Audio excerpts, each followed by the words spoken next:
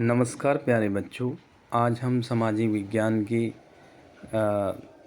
अध्याय संघवाद से रिलेटेड कुछ महत्वपूर्ण प्रश्नों के बारे में जानेंगे जो कक्षा 10वीं से संबंधित हैं। ये महत्वपूर्ण प्रश्न आपकी सीबीएसई के एग्ज़ाम की दृष्टि से बहुत ही इम्पोर्टेंट हैं, तो इन क्वेश्चनों के बारे में अच्छे से समझेंगे।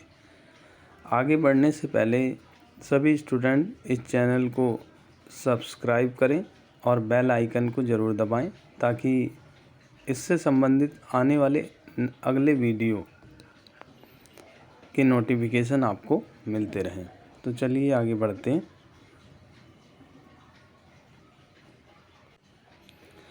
ये अध्याय आपको पहले भी पढ़ाया जा चुका है। अब कुछ इसके महत्वपूर्ण प्रश्न हैं जो कि MCQ टाइप हैं। तो चलिए आगे बढ़ते हैं।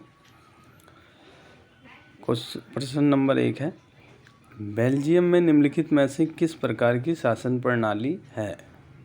A एकात्मक, B संघात्मक, C तानाशाही, D उपर्युक्त में से कोई नहीं। तो बेल्जियम में संघवाद यानी संघात्मक शासन प्रचलित है, जहां विभिन्न स्तरों की सरकारें पाई जाती हैं। अगला क्वेश्चन है, भारत में वर्तमान में किस गठबंधन की सरकार कार्यरत है? A राष्ट्रीय लोकतांत्रिक गठबंधन, B संयुक्त प्रगतिशील गठबंधन, तीसरा मोर्चा, इनमें से कोई नहीं। तो इसका आंसर है राष्ट्रीय लोकतांत्रिक गठबंधन।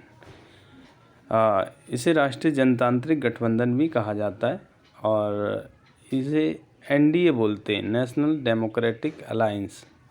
इस समय NDA की सरकार हमारे यहाँ पर गठबंधन सरकार चल रही। अगला प्रश्न है, कौन सी विशेषता संघीय व्यवस्था से मेल नहीं खाती?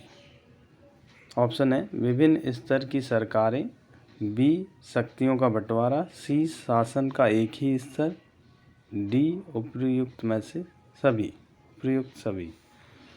तो इसका आंसर है ऑप्शन C शासन का एक ही स्तर, क्योंकि संघीय व्यवस्था में एक स्तर नहीं होता, विभिन्न स्तर की सरकारें होती हैं। ये तो एकात्मकता का लक्षण है। अगला है, निम्नलिखित में से किस देश में संघात्मक शासन पाया जाता है? अमेरिका, भारत, स्विट्जरलैंड, उपर्युक्त सभी। तो इसका आंसर है D उपर्युक्त सभी। अगला है, निम्नलिखित में से किस देश में एकात्मक शासन पाया जाता है? इंग्लैंड, चीन, जापान, उपर्युक्त सभी। तो इसका आंसर है D सभी। इन सभी देशों में एकात्मक शासन पाया जाता है। अगला है, किस विषय का संबंध संघ सूची से नहीं है? तो यहाँ देखिए, ऑप्शन A व्यापार, B बैंकिंग, C व्यापार, ऑप्शन A मुद्रा,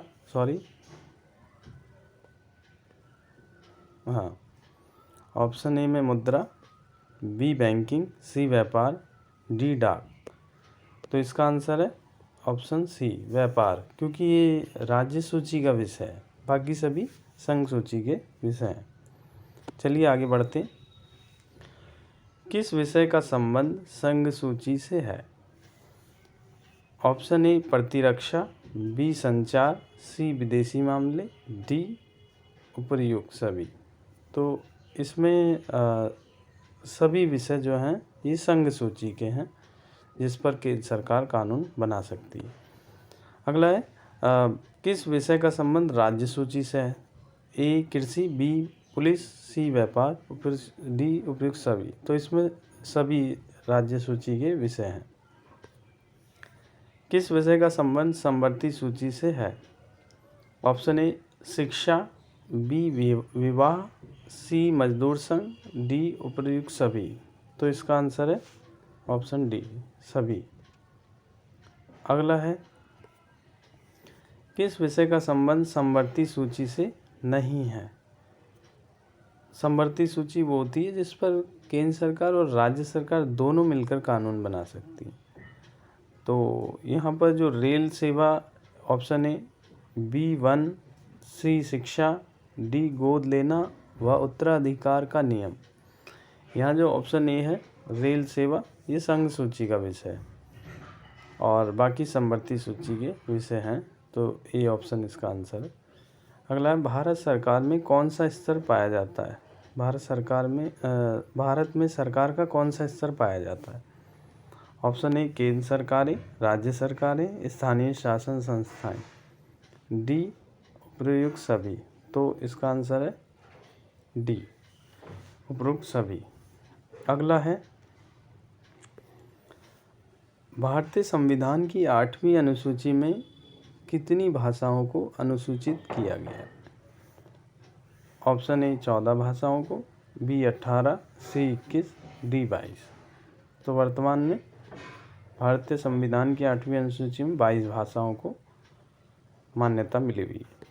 अगला है, भारत में हिंदी कितने प्रतिशत लोगों की मातृभाषा है? 30%, 40%, 60%, 80%। तो इसका आंसर है 40%, बी ऑप्शन। अगला है, भारतीय संविधान में 73वां संशोधन कब पारित किया गया? 1990 ईस्वी में, 1992 ईस्वी में, 1994 ईस्वी में, 1996 ईस्वी में। तो इसका आंसर है 1992 में ये पारित किया गया था, 73वां संविधान संशोधन। अगला है, ग्राम पंचायत के राजनीतिक मुखिया को क्या कहते हैं? तो ग्राम पंचायत का जो राजनीतिक मुखिया होता है उसे क्या कहते हैं? अलग अलग नामों से जाना जाता है। देखते हैं। ऑप्शन ए पंच, बी सरपंच, सी अध्यक्ष, डी मेयर। तो ऑप्शन बी है सरपंच। कहीं कहीं मुखिया भी कहते हैं, कहीं उसे प्रधान भी कहा जाता है, कहीं सरपंच भी कहा जाता है। अगला है, भारत ने अपने परमाणु परीक्षण कहाँ किए? पंजाब में, गुजरात में, राजस्थान में, उड़ीसा में। इसका आंसर है राजस्थान में, पोखरण में भारत ने अपने परमाणु परीक्षण किए थे। चलिए अगले में बढ़ते हैं क्वेश्चन। एकात्मक शासन व्यवस्था से क्या तात्पर्य है?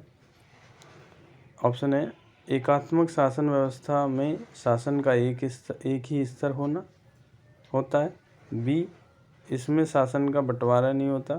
सी, कई सरकारें होती हैं लेकिन शासन का स्वरूप एक होता है। डी, उपरोक्त में से कोई भी नहीं। तो इसका आंसर है ऑप्शन ए, एक ही शासन का स्तर होता है।